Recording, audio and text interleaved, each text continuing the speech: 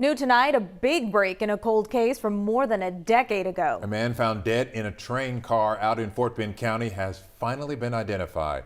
Our Grace White shows us how detectives found the missing pieces. Far out in Fort Bend County, there's a mystery that's been waiting to be solved.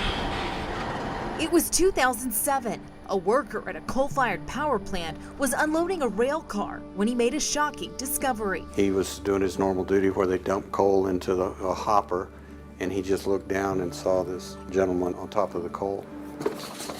That's Detective Scott Minyard. He's been investigating the cold case for the Fort Bend County Sheriff's Office. He was found without any clothing, no jewelry. Locally, we didn't have any reports of missing persons. And the autopsy brought even more questions. The cause of death, blunt force trauma to the head. But the medical examiner couldn't determine if it was in fact a homicide or an accident. Detectives traced this train from here in Fort Bend County all the way back to Wyoming.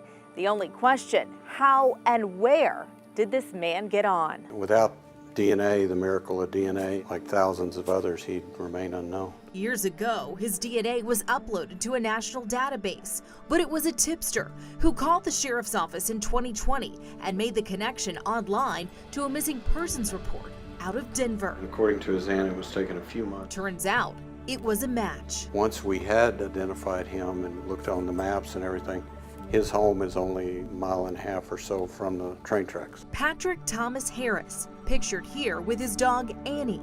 The 40-year-old simply told his grandmother one day he was going to the store and never came back. And it strikes me every time how 20, 30 years later, it is as fresh as the day it happened for them. For his family, the detective says knowing where he is gives them peace. At a cemetery in Stafford, there was a John Doe grave marked for him.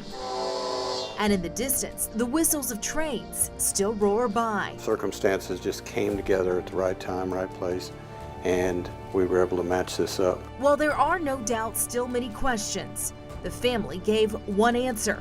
Harris will stay in Fort Bend County, where his tombstone now has a name. Grace White, KHOU 11 News.